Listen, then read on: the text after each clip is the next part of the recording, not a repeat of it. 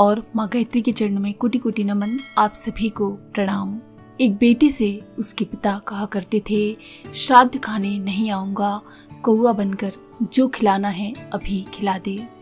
माँ बाप का सम्मान करें और उन्हें जीते जी खुश रखें, यही है थॉट ऑफ द डे। आइए अब हम जानते हैं विश्वामित्र ऋषि को माँ गायत्री का साक्षात्कार कैसे हुआ था, गायत्री मंत्र कैसे नाद शब्द के रूप में विश्वामित्र ऋषि के अंतराल में प्रकट हुआ था। आइए हम जानते हैं। एक दिन प्रातःकाल विश्वामित्र ऋषि हिमालय के उच्च प्रदेश पर आसन लगाकर बैठे थे। उनकी देह स्थिर और अचल थी। वे ध्यानावस्था में थे। उषा काल व्यतीत हो चुका था और गगन मंडल के एक कोने से सूर्य झांकने लगा था। उसकी प्रथम किरणों ने हिमालय के शिखर का स्पर्श किया। हिमालय की बर्फीली पहाड़ियां सोने के जैसे चमकने लगी। उसी किरण ने फिर विश्वामित्र ऋषि का हृदय स्पर्श किया। देखते देखते हजारों किरणों को फैलाता हुआ सूर्य ऊपर आ गया। विश्वामित्र को इस सूर्य के दर्शन हुए। पर ये क्या, विश्वामित्र अकस्मात बड़े विस्मय में पड़ गए। उनके शरीर के भीतर भी एक सूर्य चमक रहा था। ध्यानावस्था में उनके हृदय रूपी आकाश में एक सूर्य प्रकाशित हो रहा था। ये बाहर के आकाश का सूर्य समस्त विश्व को प्रकाश देने के कारण समष्टि सूर्य था और विश्वामित्र के हृदय के आकाश में मस्तक से लेकर पैर के नख तक प्रकाशित ये दूसरा सूर्य व्यक्तिगत था। इन दोनों सूर्यों में एकता का भाव उत्पन्न हो रहा था। ये दोनों ही भौतिक पदार्थ थे। बाहर का सूर्य 5 महाभूतों का बना था और देह के भीतर का सूर्य भी 5 महाभूतों के आधार पर ही प्रकाशित हुआ था। विश्वामित्र विचार करने लगे कि इन 5 महाभूतों का प्रेरणा देने वाला कौन है, कौन सी शक्ति कार्यक्षम बना रही है। विश्वामित्र की बेधक दृष्टि जड़ जगत से बाहर जाकर चेतन तत्व को खोज रही थी। बाहर की स्थूल जड़ता को तोड़कर वह अंतराल में प्रवेश कर रही थी। वहीं से तेज का प्रवाह निकल रहा था। वहां से नई नई चेतनाएं और प्रेरणाएं उनको मिल रही थी। उन प्रेरणाओं को देने वाला अंतर्यामी देव सविता नारायण था। वह आदि दैविक रूप में सब देवों का अधिदेव था। उसी की प्रेरणा से आकाश स्थित सूर्य को असंख्यों किरणों द्वारा विश्व को प्रकाशित करने की शक्ति मिली थी और उसी की चेतना इस देह में स्थित सूर्य को प्रकाश प्रदान कर रही थी।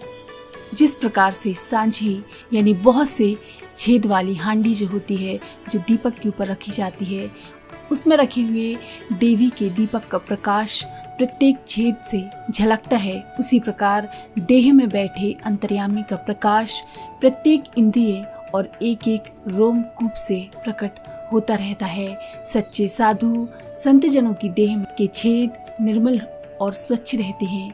इससे उनकी देह में स्थित प्रकाश विशेष रूप से दिखलाई पड़ता है। पर संसारी और पापी जनों के छेद विषय वासना के मैल से भरे रहते हैं। इसीलिए भीतर बैठा अंतर्यामी पुरुष अपना प्रकाश बाहर नहीं फेंक सकता अथवा बहुत ही मंद रूप में फेंक सकता है। इसी से साधुजनों के शरीर का प्रकाश यानी ओरा सफेद और स्वच्छ होता है और पापी संसारी जनों का ओरा काला होता है। विश्वामित्र ऋषि ने अनेक वर्षों तक तप करके अपनी देह के सारे चित्रों को बिल्कुल स्वच्छ और निर्मल बना लिया था। उन्होंने अपनी बुद्धि शक्ति को पारदर्शक बनाया था। भीतर का या बाहर का किसी प्रकार का मैल उनमें शेष नहीं रह गया था। विश्वामित्र का देह तपे हुए स्वर्ण के समान प्रकाशमान बना था। अब उनकी देह अपनी नहीं रही थी। वह 5 भूतों की बनी देह सर्वभूतों सर्व प्राणियों से बने समाज के लिए भेंट कर दी गई थी। वह विश्व के साथ एकता स्थापित कर चुके थे। विश्वामित्र ने वास्तविक रूप से विश्व का मित्र बनकर अपना नाम सार्थक कर दिया था। वे वाकई में विश्व के साथ एकता स्थापित करके विश्व के मित्र बन गए थे। इसीलिए उनका नाम विश्वामित्र पड़ा। साधना के पक्ष में आगे बढ़ते बढ़ते विश्वामित्र अपना व्यक्ति भाव भूल गए थे। विश्व की समस्त विभूतियां उनकी अपनी बन चुकी थी। वे जो कुछ प्रयत्न कर रहे थे वे अपने लिए नहीं बल्कि अन्य अनेकों के लिए, समाज के लिए कर रहे थे। पहले उनको अपने अंतःकरण से प्रेरणा मिलती थी, पर अब उनको प्रेरणा मिल रही थी प्रत्यक्ष देवता सविता नारायण से, यानी सूर्य से। इसी के प्रभाव से उस स्वर्णमय प्रभात को उनको एक दिव्य दर्शन हुआ। उस दर्शन में जो प्रकाश था वह सूर्य और सविता का ही था, पर ये केवल प्रकाश ही न था, उसमें ज्योति थी और चेतना भी थी। विश्वामित्र के अंतराल से एक नाद शब्द प्रकट हो रहा था, भर्ग। ये भर्ग परम तेज, परम प्रकाश सविता नारायण का सर्वोत्तम तत्व था। इसी प्रसंग में विश्वामित्र को अपने गुरु का स्मरण आ गया। उनका भी नाम तो भृगु ऋषि था। उन्हीं की परम कृपा से उनको ये परम प्रेरणा, ये समाज कल्याण की भावना, ये विश्व हित की चेतना प्राप्त हुई थी। इसीलिए अपने गुरुदेव तथा अपने को प्राप्त हुए इस परम तेज का नाम भर्ग सब प्रकार से ही उचित था। मुनीश्वर विश्वामित्र को जब इस परम तत्व का दर्शन हुआ तो उसी समय उनको एक मंत्र की स्फुरना हुई। उनके अंतराल में एक नाद जागृत हुआ जिससे उनका हृदय नाच उठा। ऐसा जान पड़ा कि कोई अंतर्यामी उनके हृदय में प्रवेश करके उनको दिव्य मंत्र का उपदेश दे रहा है। परम तपश्चर्या करके और परम तत्व स्वरूप सविता नारायण का दर्शन करके उनको जो परम चेतना और प्रेरणा मिली थी, उसके प्रभाव से उनका मुख मंडल प्रकाशित हो रहा था। उनके मुख से सविता नारायण की महिमा गाने वाले 3 मंत्र निकले, जिनमें प्रथम था तत्सवितुर्वरेण्यं भर्गो देवस्य धीमहि धियो यो नः प्रचोदयात्। ऋग्वेद के 10 मंडल हैं, उनमें से तीसरे मंडल के 617 मंत्रों के दृष्टा विश्वामित्र ऋषि हैं, यानी 600 मंत्र विश्वामित्र ऋषि के अंतःकरण से प्रकाशित हुए हैं। उन सब मंत्रों का दर्शन उनकी अंतः प्रेरणा में से हुआ है और उन सब मंत्रों में से उत्तम, सबसे उत्तम मंत्र गायत्री मंत्र माना गया है।